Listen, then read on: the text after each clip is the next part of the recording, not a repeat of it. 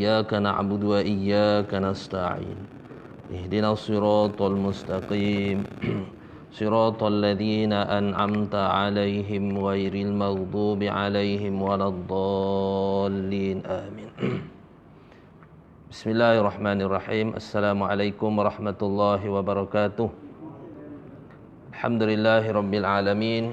Wassalatu wassalamu ala asyrafil anbiya'i wal mursalin wa ala alihi wa sahbihi ajma'in. Qala rabbi shrah li sadri wa yassir li amri wa hlul 'uqdatan min lisani yafqahu qawli.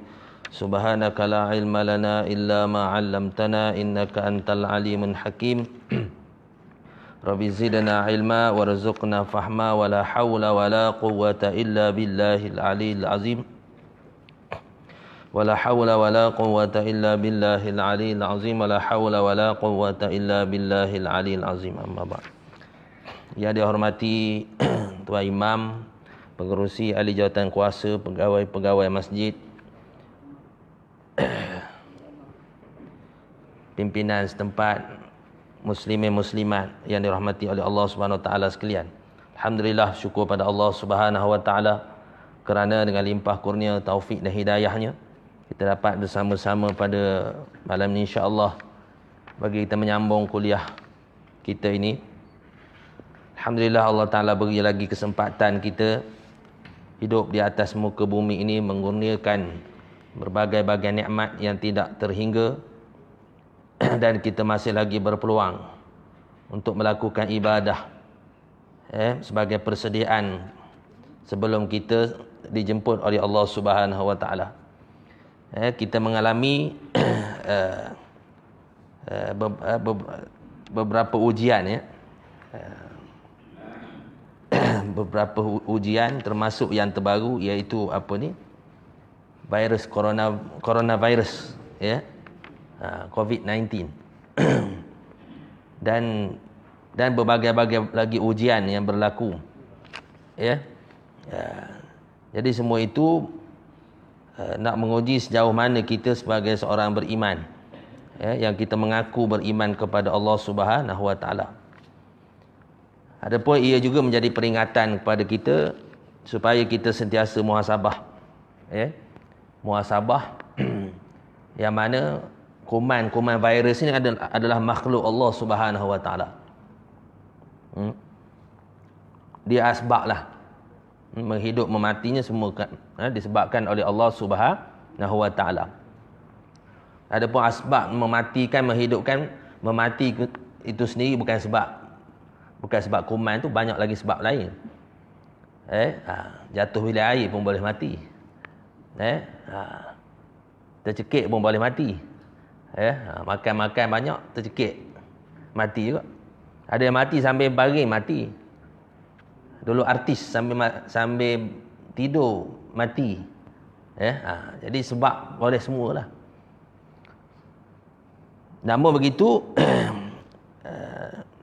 langkah-langkah pencegahan disebutlah ulama-ulama dah menggariskan, pihak-pihak berwajib dah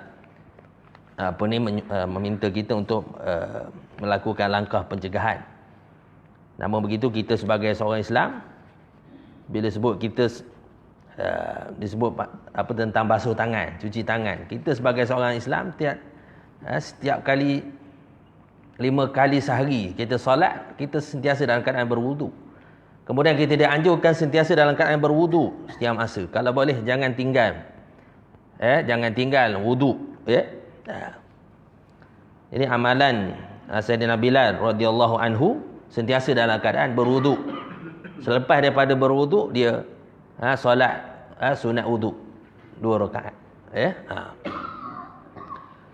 Jadi itu asbab kadang-kadang untuk kita kembali semula kepada agama, kembali semula kepada jalan yang sebenarnya.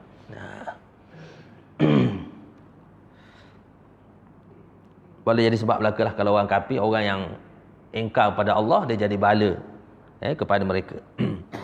Jadi insya-Allah kita menyambung lagi kitab kita ini. Kita sampai mana? Ada tanda?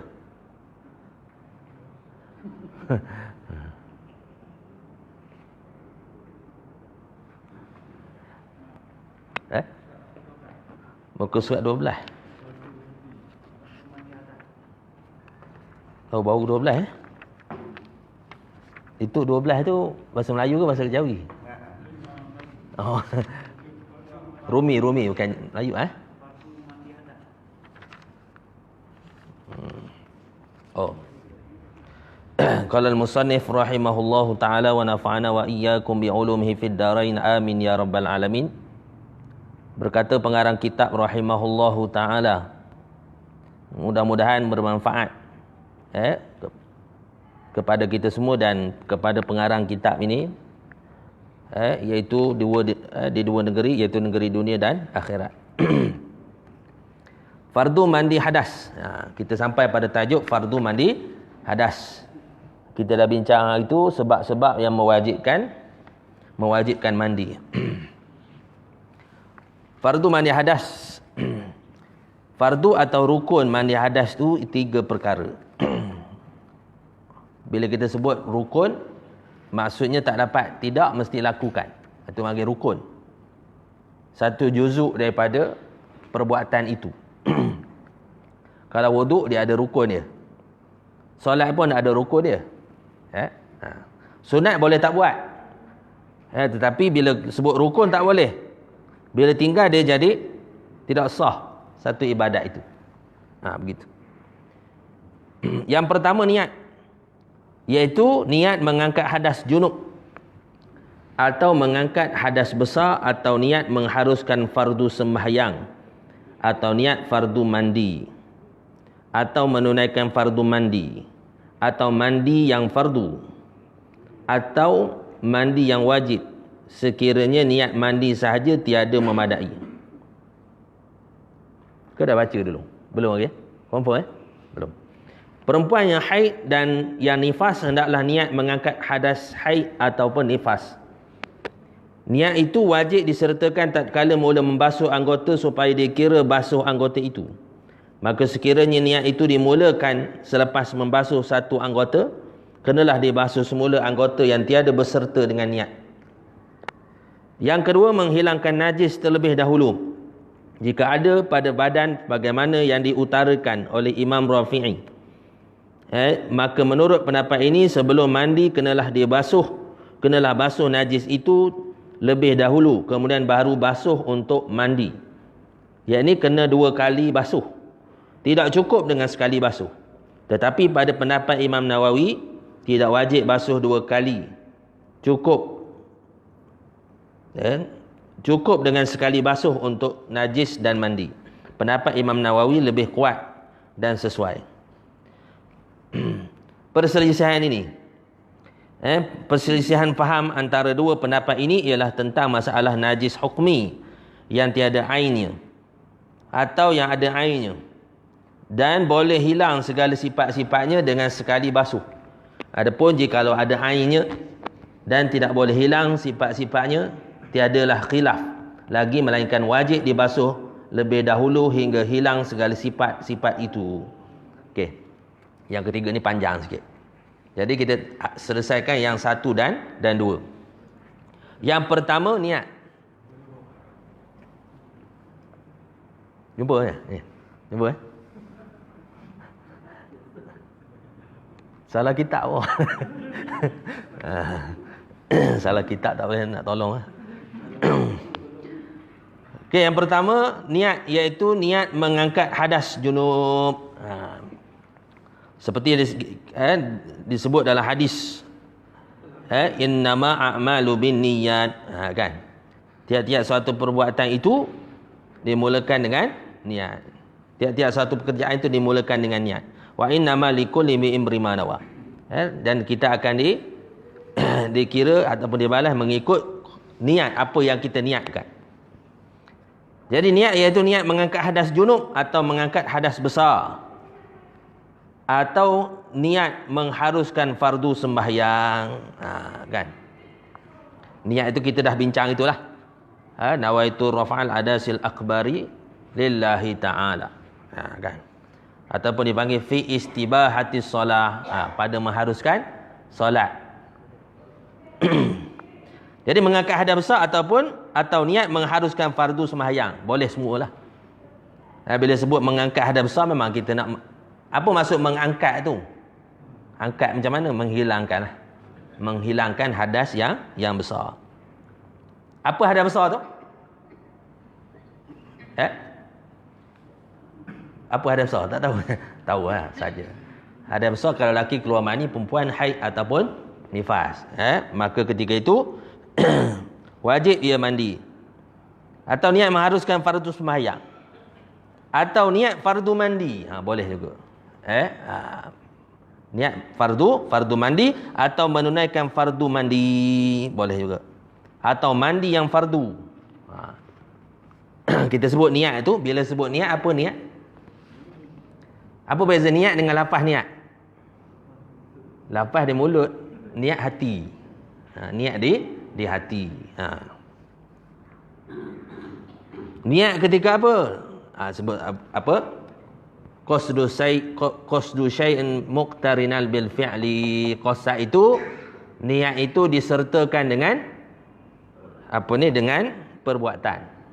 Disertakan dengan perbuatan. Cuma bezalah wuduk ni, cuma mandi junub ni dia tidak ada dia panggil apa?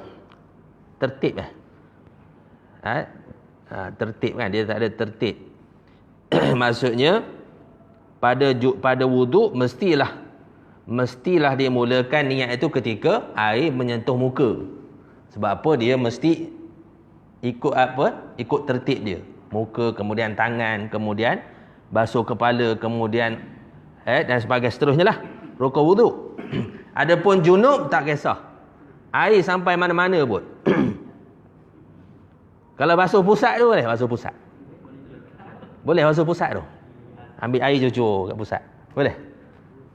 Boleh kan? Maksud tu kita niat. Niat mengangkat junub, basuh pusat. Kan? Tapi yang sunatnya basuh kepala dulu. Basuh kepala dulu, kemudian menganan. Sunat juga menganan. Maksudnya selesaikan anggota yang kanan dahulu. Kalau basuh selain daripada kepala, boleh.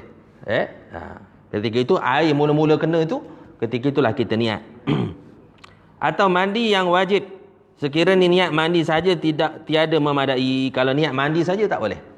Mandi apa? Macam mandi biasa. Mandi untuk mandi petang ataupun mandi pagi macam tu je. Tak ada niat, tak masuk niat, maka tidak memadai. Tidak memadai. Jadi kalau lupa niat, kena ulang semula. Ulang mandi semula. Gitu. Perempuan yang haid dan yang nifas hendaklah niat mengangkat hadas haid atau nifas. Maksudnya dia khusus. Kalau lelaki, maksudnya kalau perempuan itu dia haid ataupun dia nifas, dia mesti berniat untuk mengangkat hadas haid ataupun nifas. Dia panggil perempuan lah. Niat itu wajib disertakan tatkala mula membasuh anggota, supaya dikira basuh anggota itu. Maka sekiranya niat itu dimulakan selepas membasuh satu anggota, kenalah dibasuhkan semula anggota yang tiada berserta dengan niat. Jadi niat itu wajib disertakan tatkala mula membasuh anggota, supaya dikira basuh anggota itu. Maksudnya mesti niat itu ketika mula terkena pada satu anggota itu. Maka sekiranya niat itu dimulakan selepas membasuh satu anggota, kenalah dibasuh semula anggota yang tiada berserta dengan niat. Boleh faham macam tu? Macam ni, mula-mula kita dah basuh kepala kita, tiba-tiba kita nak pergi anggota yang seterusnya. Jadi senggang antara dua tu baru masuk niat. Boleh faham tak? Baru masuk niat ketika itu tidak memadai. Contohnya kita mula mandi junub, kita kenakan air pada kepala memula. Jadi ketika itu kita masuk niat. Kan? Jadi kalau kita mula, contohnya selepas daripada itu kita nak basuh tangan pula, baru masuk niat. Jadi kepala tadi kira tak? Dah kira kena air tak? Tak. Jadi dia mesti kena air itu selepas daripada niat. Boleh faham? Jadi niat itu mula pada apa? Mula daripada tangan lah. Selepas kita basuh tangan, kepala kena basuh semula? Basuh semula. Jadi yang mula tadi, yang sebelum daripada niat, dia tidak dikatakan sebagai bermulanya mandi junub. Dia kira basuh kepala biasa.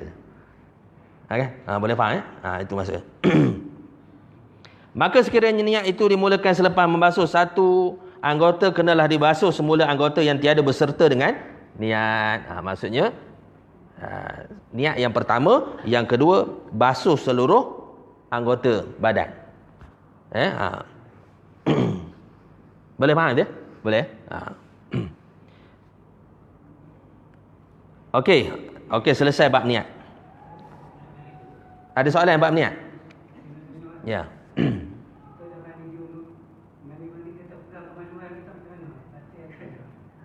Batal. Dah. Kena ambil wuduk semula untuk solat. Cuma dia sebut sunat berwuduk. Sunat berwuduk sebelum mandi junub. Andai kata tidak melakukan perkara yang membatalkan wuduk, wuduk itu boleh digunakan untuk solat. Boleh faham je? Tapi kalau semasa kita ambil wuduk, sebelum kita mandi junub, kita ambil wuduk. Dalam kita mandi junub tu, kita melakukan perkara yang membatalkan wuduk. Umpamanya pegang tu. Yang geribet tu kan? Jadi, mandi junub sah. Cukup syarat, cukup rukun mandi junub sah. Tetapi untuk solat, ambil wuduk semula. Boleh faham je? Jadi macam mana kalau nak pegang yang geribet? Tak batal, macam tak batal? Kita dah bincang itu kan? Yang pegang dengan menggunakan tapak tangan. Dia panggil tapak tangan anak Adam, dia panggil. Belakang ni tak apa. Maksud gosok guna belakang. Kubur ataupun dubur, gosok guna belakang tangan. Kalau tapak tangan, batal wuduk. Begitu. Okey. Ada lagi soalan? Tak ada? Niat. Dia beza dengan niat wuduk. Niat wuduk mesti kepala dulu. Mesti ketika basuh muka dulu. Sebab apa rukun dia? Rukun dia mula-mula dia basuh muka. Begitu. Okey, yang keduanya, menghilangkan najis lebih dahulu jika ada pada badan. Mestilah dihilangkan najis terlebih dahulu jika ada pada badan, sebagaimana diutarakan oleh Imam Rafi'i. Ini pandangan Imam Rafi'i. Imam Rafi'i berpandangan bahawa hilangkan najis terlebih dahulu sebelum mandi junub. Khilaf ni, khilaf. Maka menurut pendapat ini, sebelum mandi kenalah basuh najis itu terlebih dahulu, kemudian baru basuh untuk mandi.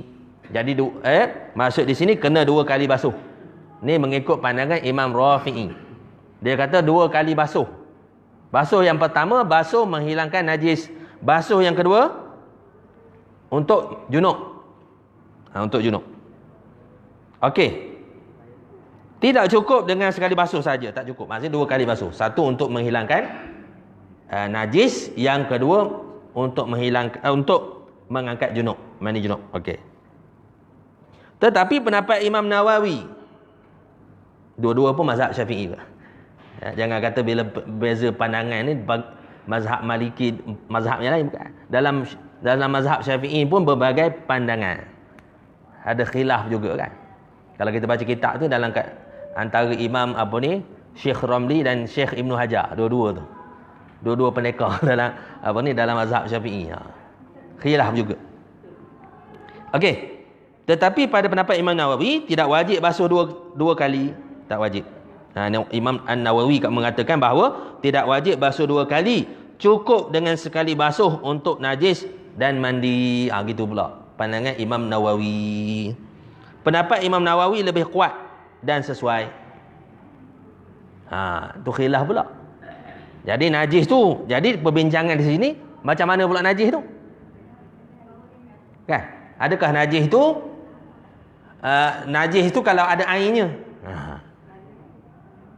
Kalau tak ada air, senang. Tak ada air, maksudnya tak nampak kesan.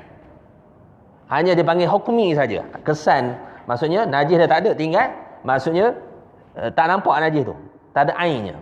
Ketika itu macam mana? Tadi pandangan tadi, pendapat tadi, maksudnya yang pertama mengatakan 2 kali basuh. Imam Nawawi mengatakan Dan sekali basuh sahaja, iaitu untuk najis dan untuk junub. Maksudnya sekali curah air. Niat kemudian terus curah air. Cuma pandangan Imam Nawawi lebih kuat. Perselisihan faham antara dua pendapat ini ialah tentang masalah najis hukmi. Dia bahas pula di sini.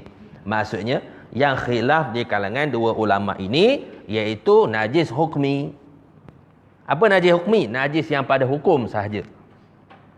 Kita tahu tempat itu dah kena najis, ada tempat itu dah ada pernah kena najis, tiba-tiba tidak ada lagi airnya. Tak nampak seketul najis itu. Macam najis hukmi ni maksudnya benda yang tak nampak lah. Contohnya kita di situ pernah ada tai ayam contohnya. Tiba-tiba dah hilang, tai ayam tu dah hilang. Boleh jadi disebabkan air lalu dan sebagainya, kan? Jadi kita yakin masih ada kesan-kesan lagi. Cuma kesan tu tak nampak pada mata kita.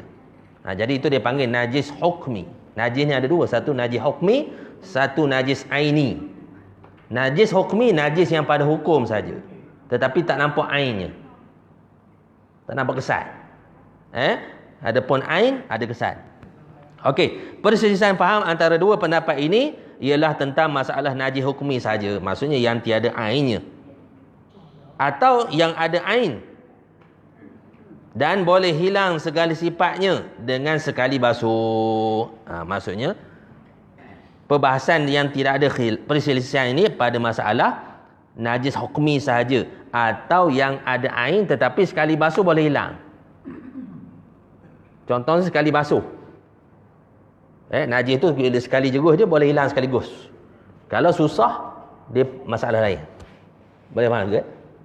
Maksudnya sekali kita tak payah khusus basuh yang pertama untuk buang najis itu, kemudian basuhan kali kedua untuk mandi junub.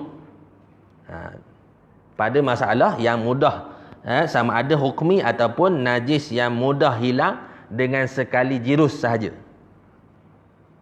Boleh faham tak?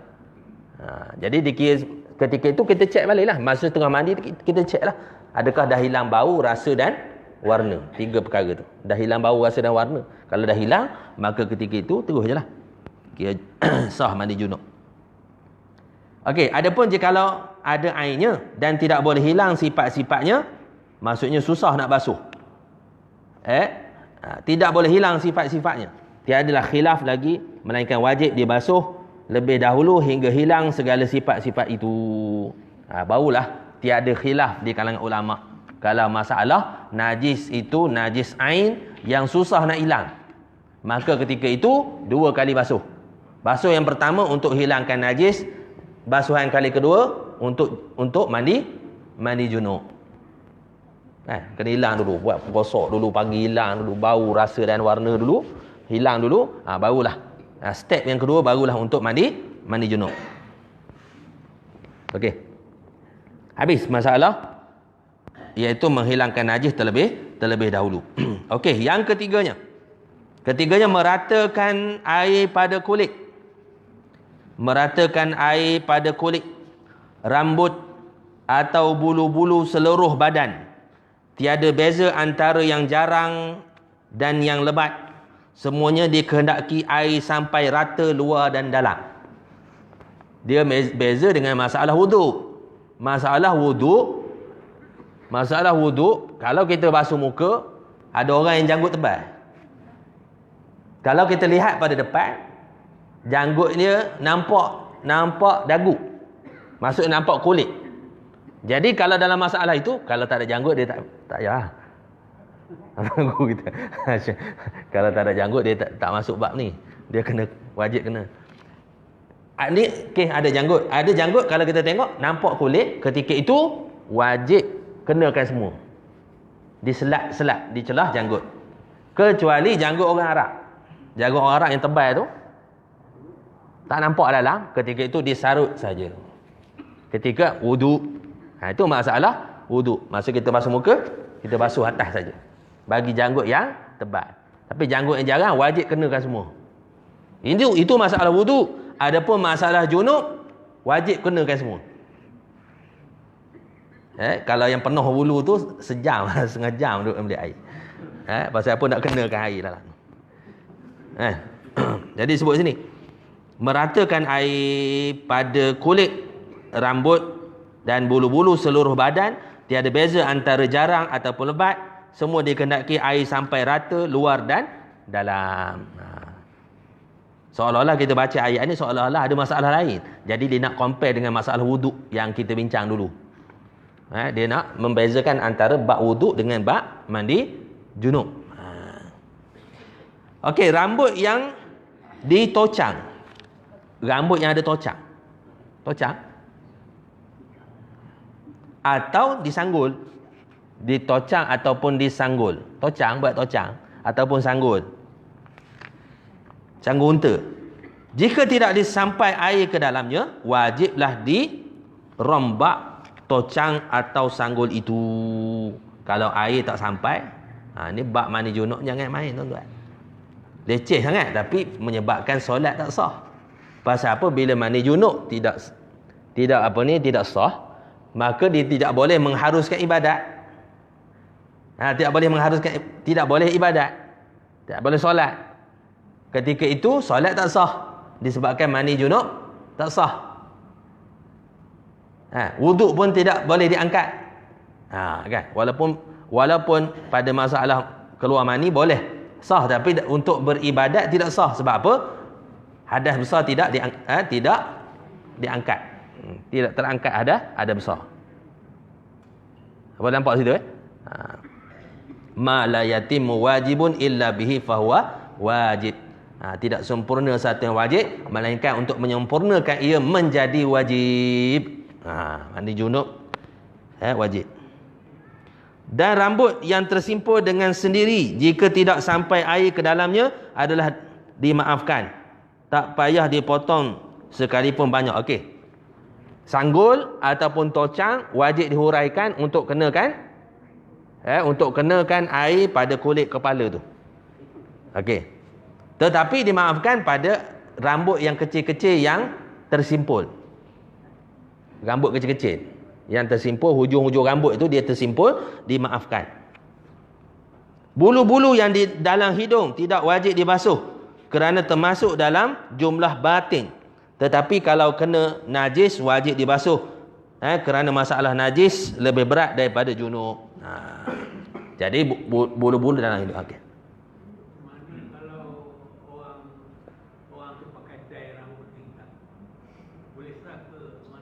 Kalau menghalang air, tak sampai air, tak sah mandi junub. Sebab tu benda tu menghalang kan? Menghalang daripada sah untuk kita mengangkat junub. Dai umpamanya kan. Begitu.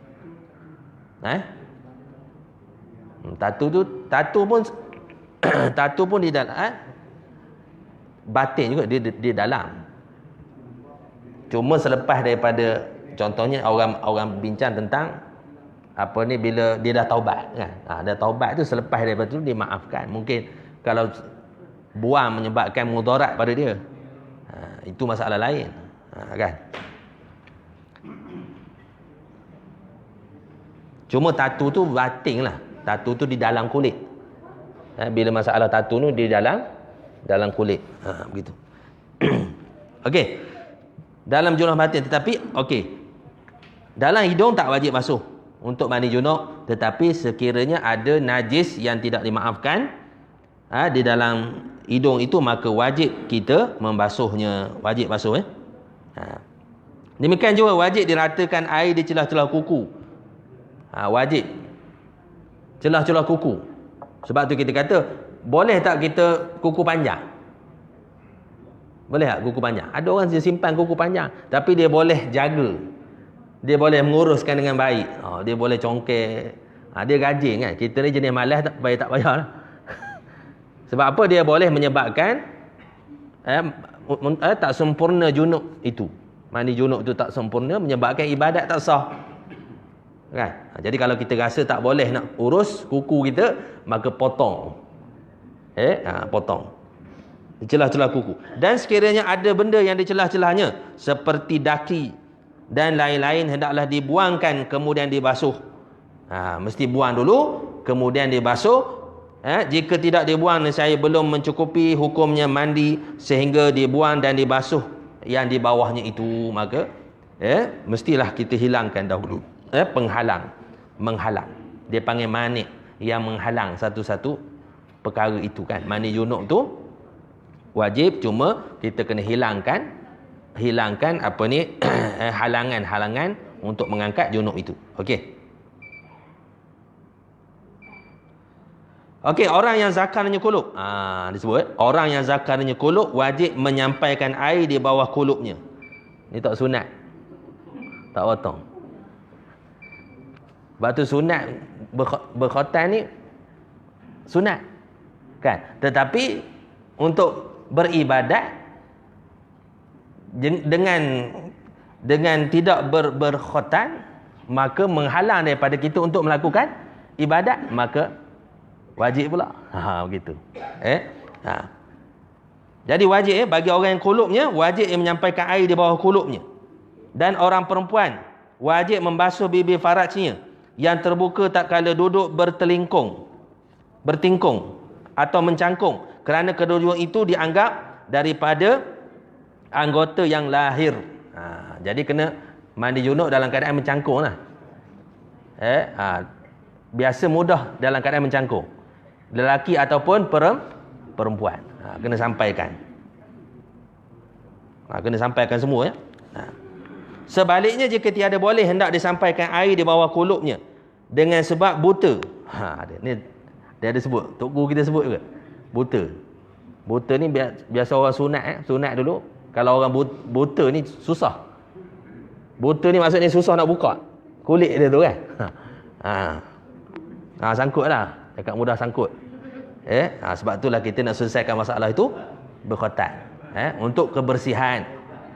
Sebab apa? Dia boleh menyebabkan kita menanggung najis ketika solat, ibadat dan sebagainya. Bila timbul masalah khotan, timbullah masalah masalah soft kan. Adakah kanak-kanak yang tidak berkhotan ni boleh duduk on soft ke tidak? Dia masalah tu kemudian. Maksudnya sebelum itu kita orang Islam kita selesaikan dengan khotan, supaya menjaga kebersihan. Jadi cuma sekarang ni alhamdulillah lah, orang kafir pun dia pakat sunat ke. Dia tengok orang India pun dia tengok banyak manfaatnya. Jadi banyak mudaratnya kalau tak khotan ni. Jadi orang kafir ke, orang bukan Islam, dia akhir sekali dia terpaksa terima juga. Mana Islam tu menjaga kebersihan kan. Begitu. Jadi buta nescaya wajib dipotong supaya ia celik. Begitu. Wajib dipotong supaya dia celik, kecuali jika uzur hendak memotongnya. Bolehlah orang itu sembahyang macam orang yang tak dapat air dan tanah untuk buat bersuci, yakni meraihkan waktu, dan wajib qada. Dalam masalah ini, masalah orang yang ada kulub tadi. Sebab tu banyaklah kesusahannya kalau tak berkhotan kan. Dia kena buang banyak kerja. Kena buang lagi, kena cuci lagi dalam tu, baru boleh solat. Begitu. Tapi cuma kalau tak dapat. Tok Mudin tak ada, wallahu alam. Tok Mudin menyebabkan dia pun dah wajib untuk solat. Akhir balik dia wajib solat. Ketika itu tak boleh. Ketika itu dia semayang dalam keadaan umpama orang yang tak dapat air. Semayang macam mana orang tak dapat air? Orang yang tak dapat air dan tak dapat tanah, macam mana semayang dia? Dia panggil semayang menghormati waktu, yakni meraihkan waktu. Dan ketika dalam keadaan dalam keadaan lapang nanti, maka wajib ia qada. Selepas pada tu wajib ia qada. Tapi jarang-jarang berlaku lah.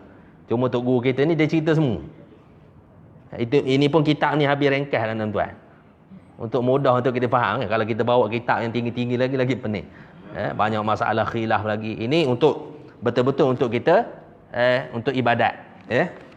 Untuk memudahkan ibadat kita. Okey. Tetapi orang yang mati tidak harus dipotong kulubnya masa mandi mayat, kerana yang demikian itu membawa kepada menghinakan mayat. Bahkan ditanam mayatnya dengan tak payah disembahyang tak payah disembahyangkan menurut pendapat Syekh Ramli. Syekh Ramli kata tak payah sembahyang. Ini pendapat Syekh Ramli. Pasal apa? Dia menanggung, dia ada najis kan. Ni pendapat. Berkata Syekh Ibn Hajar, ni hendaklah disembahyangkan juga dengan pakai tayamum ganti daripada basuh kulub itu kerana darurah. Ganti daripada wuduk itu, kita apa ni, dengan pakai tayamum ganti daripada basuh kulub. Maknanya untuk basuh kulub yang dalam najis dalam tu gantikan dengan tayamum. Ni pun jangan jarang lah. Cuma orang mandi jenazah ni dia kena tahulah bab ni. Kalau dalam keadaan kulub, jenazah tu dalam keadaan kulub, dia tak tahu, dia pergi sunat pula jenazah. Dia pergi potong pula jenazah. Masalah pula kan. Susah, darurah. Wajib juga dibasuh lubang dubur, dikembangkan sedikit waktu mandi macam ketika tengah berak. Ini kena tahu tuan-tuan. Jangan, memang nampak simple je kan. Tapi disebabkan kita tak melakukan ini, ibadat tak sah. Ketika kita mencangkung nak berak tu, dia teran, tahu teran. Bila teran tu dia keluar tu. Macam orang panggil semelik tu. Bunga. Dia panggil panggil alaqatud duburin, dia panggil. Alaqah duburin. Itu kalau sentuh tu batal wuduk. Dia panggil kemut. Tahu kemut? Mudah orang cakap kemut, orang bahasa orang sekarang panggil kemut. Bila kita teran dia keluar. Macam semelik, bukan semelik lah. Dia keluar sikit. Jadi kawasan tu wajib sampai air. Kalau tidak sah junub, mandi junubnya. Bila tak sah mandi junub, solat tak sah. Jangan main-main. Dia kena tahu fiqh tuan-tuan. Ni belajar tinggi-tinggi hakikat. Belajar hakikat, mandi junub tak sah lagi. Kan? Lain-lain terikat. Hakikat tinggi, hakikat kan? Tapi bab wuduk tak selesai, jadi imam tak selesai, nak masuk masbuk tak reti kan. Tapi bab fiqh mengaji tinggi, kitab hikam. Penawar bagi hati tetap mengaji lagi. 10 sifat mazmumah tak selesai lagi, mengaji kitab hikam tinggi-tinggi. Bukan salah mengaji kitab hikam, kalau ikut dah tertib dia mengaji daripada bawah tak apa. Ni mengaji tinggi-tinggi. Lah kata orang bawah tak apa ni, ibadat tak sah pasal apa? Sembahyang tak ikhlas. Sembahyang tak ikhlas. Lah dia tak sembahyang. Sembahyang niat je sudah. Itu hakikat. Melebih Nabi sembahyang ibadat sampai bengkak-bengkak kaki. Pada Nabi lah ketua segala hakikat, ketua segala ahli tasawuf, ketua segala ahli syariat, ketua segala ahli tauhid. Nabi lah sallallahu alaihi wasallam kan. Begitu. Okey, boleh faham betul ya? Jadi selesaikan. Ada soalan tak tuan-tuan? Jadi akan datang kita masuk sunat-sunat mandi. Ada soalan? Ada yang tak faham tadi?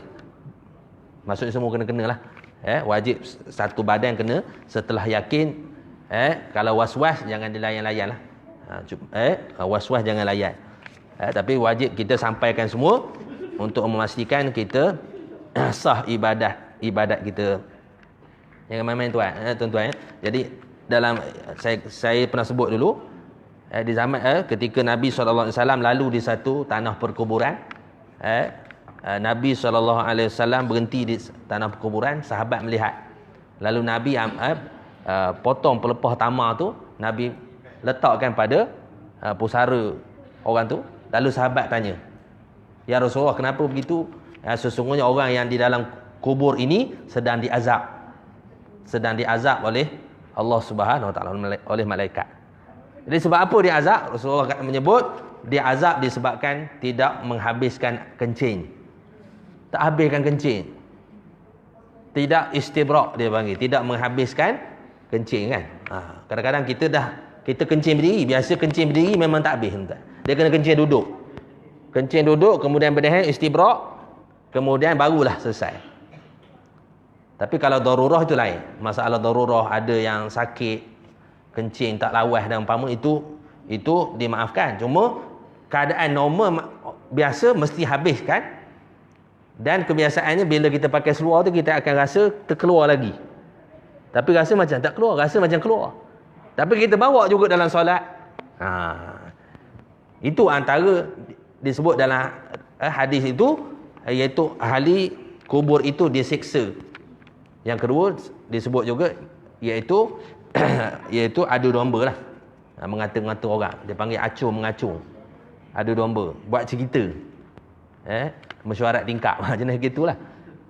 Yang pertama tadi, tidak menghabiskan air kencingnya ketika dia buang air kencing, diazab oleh Allah Subhanahu Wa Taala dalam kubur.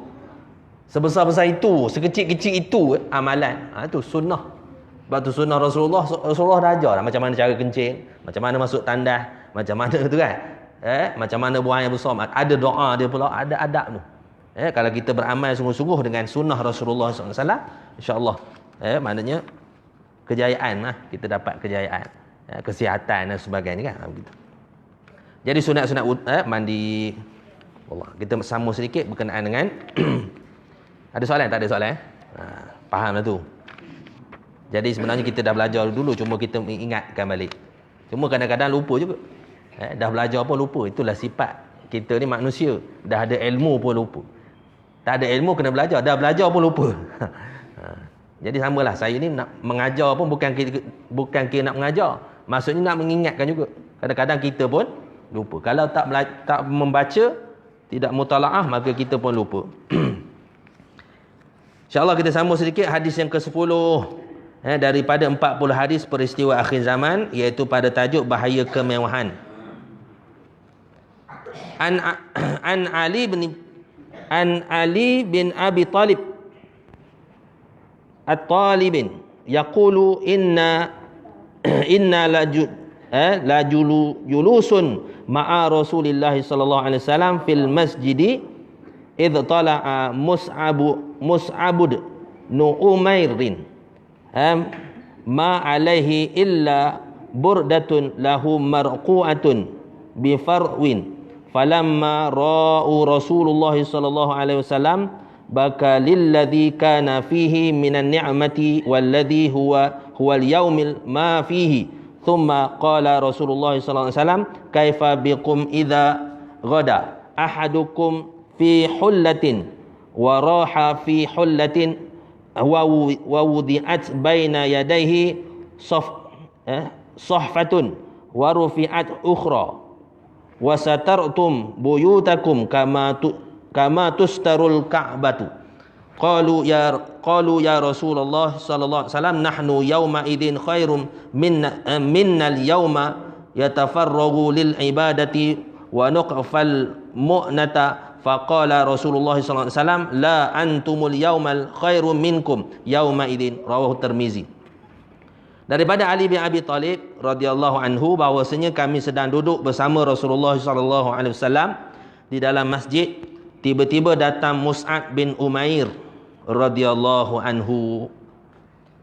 Mus'ab bin Umair ini sahabat yang hebat, Ali bin Abi Talib tadi bercerita bahawasanya kami sedang duduk bersama Rasulullah sallallahu alaihi wasallam di dalam masjid, tiba-tiba datang Mus'ab bin Umair radhiyallahu anhu dan tiada di atas badannya kecuali hanya sehelai selendang yang bertampung dengan kulit.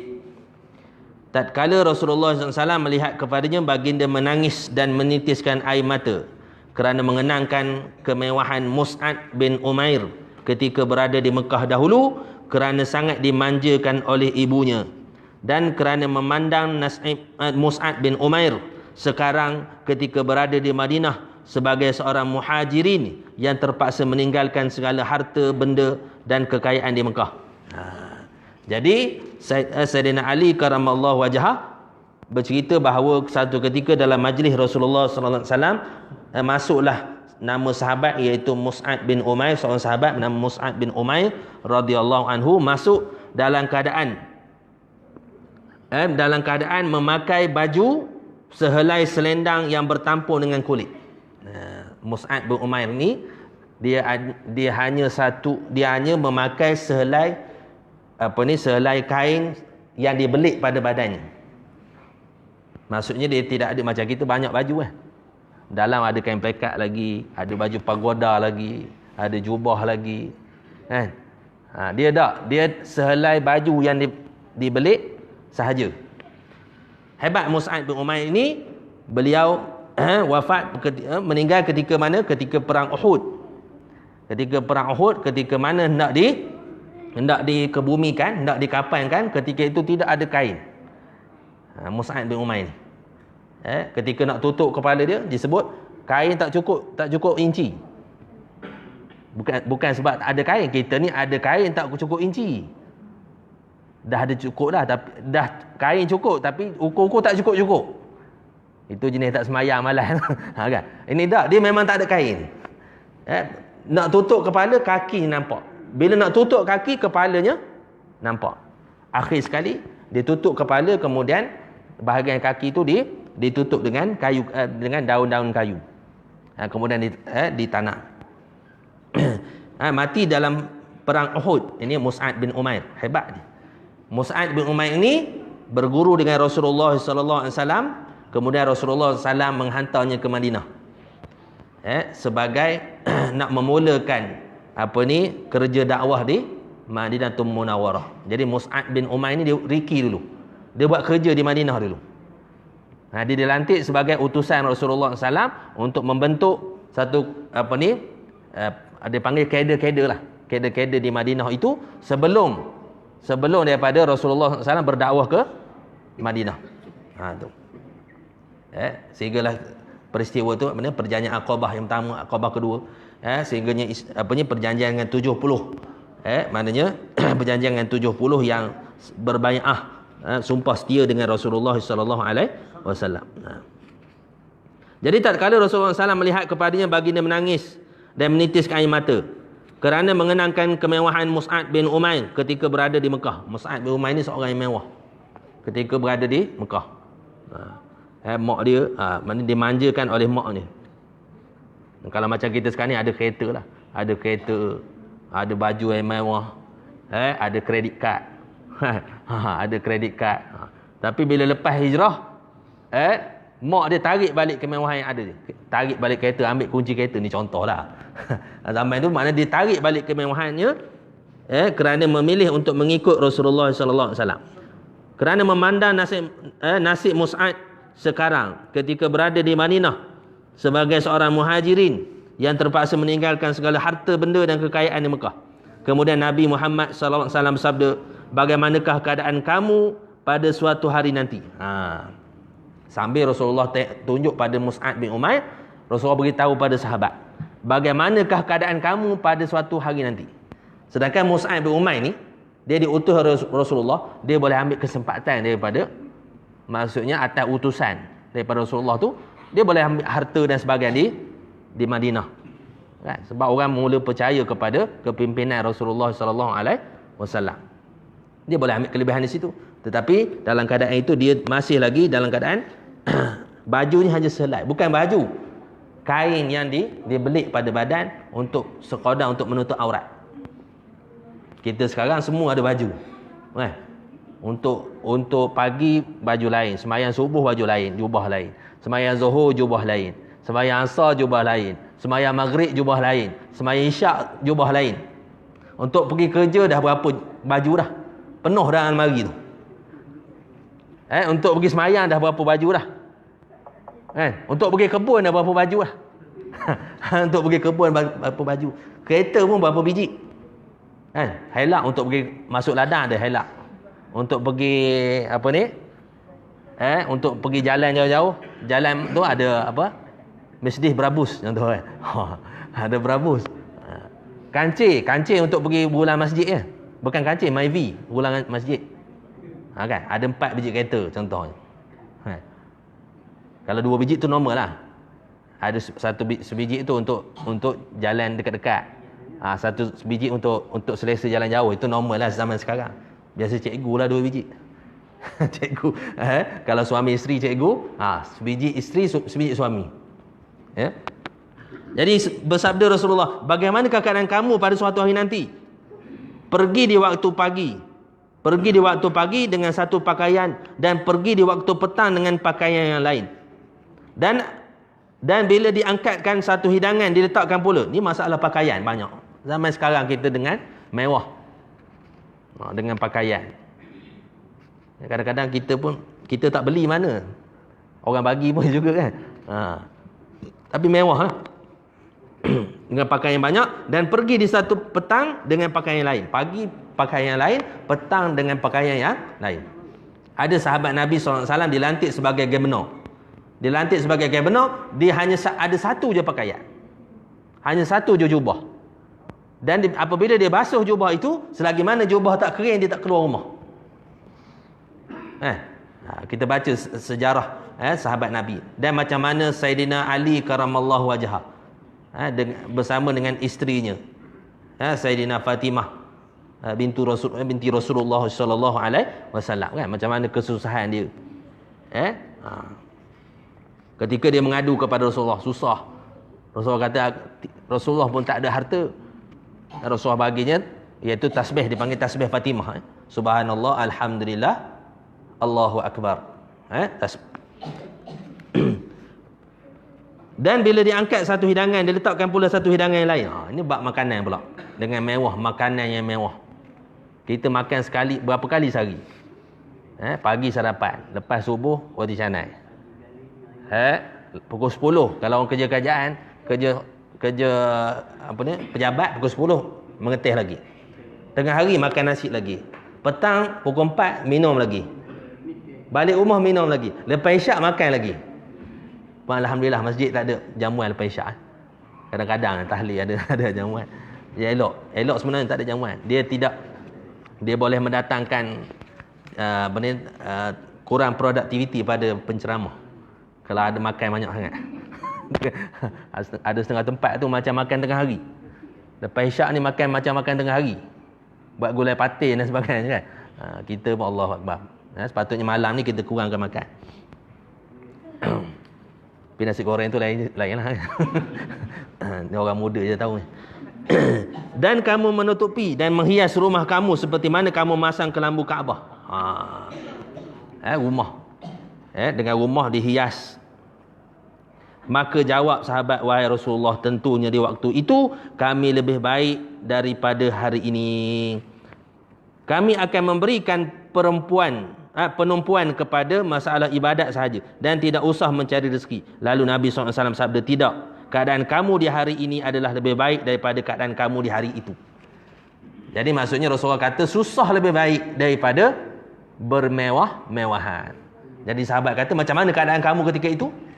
Selepas tunjuk pada Mus'ab tadi, dalam keadaan satu kain yang membelit badannya saja, akan datang bagaimana keadaan kamu? Maka sahabat kata keadaan kami lebih baik lah akan datang. Rasulullah kata tak, keadaan itu bukan lebih baik, sebenarnya keadaan sekarang ialah yang baik. Maksudnya keadaan yang zuhud, yang tidak bermewah-mewahan. Okey, keterangan hadis sedikit ya. Dalam hadis ini Nabi Muhammad SAW menerangkan bahawa umatnya pada suatu masa kelak akan mendapat kekayaan dan kelapangan dalam kehidupan. Ini Nabi SAW dah sebut 1400 tahun. Sekarang ni kenderaan mudah, baju mudah, makanan mudah. Itu apa yang Nabi SAW dah sebut dahulu.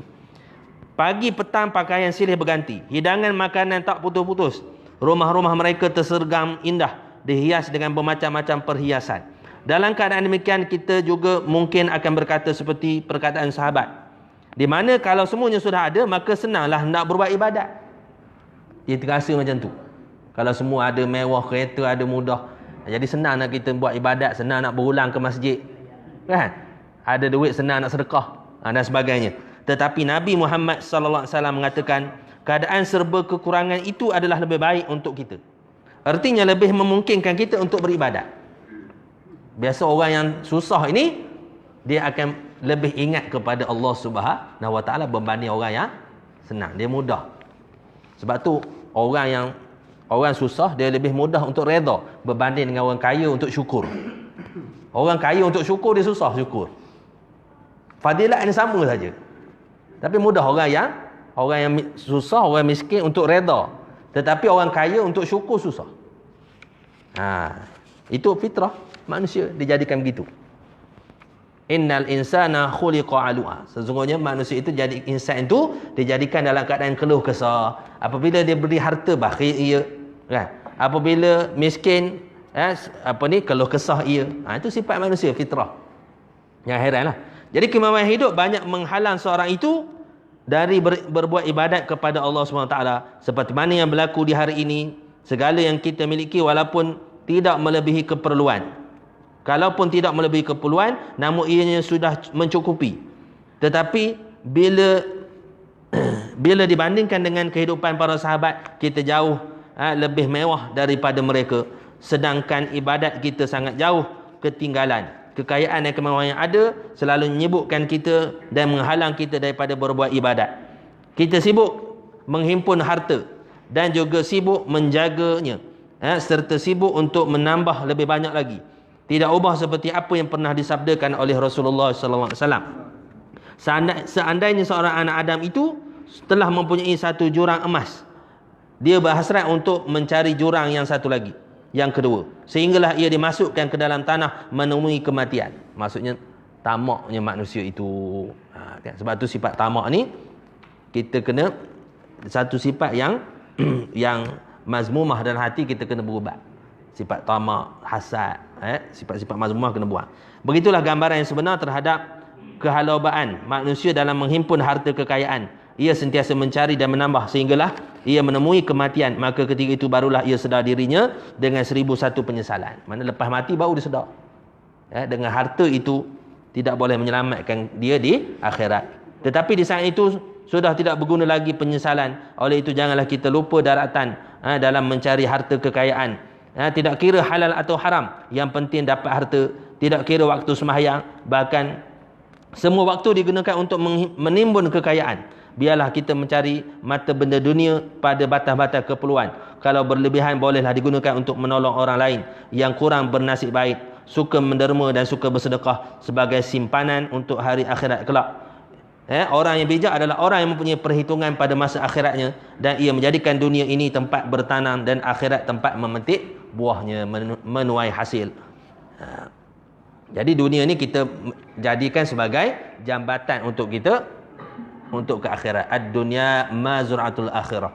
Dunia ni adalah jambatan untuk ke akhirat. Jangan kata dunia ni, ada orang kata dunia ni apa ni buruk sangat dunia. Dunia ni kita gunakan sebagai apa? Sebagai jambatan. Dunia ni pentas untuk kita buat ibadat, untuk kita berbekal, semua sekali. Dengan agama.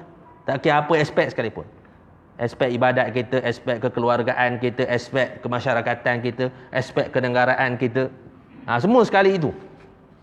Semua sekali itu kita gunakan untuk mendapat mardatillah, iaitu keredaan Allah Subhanahu wa taala. Semua tu.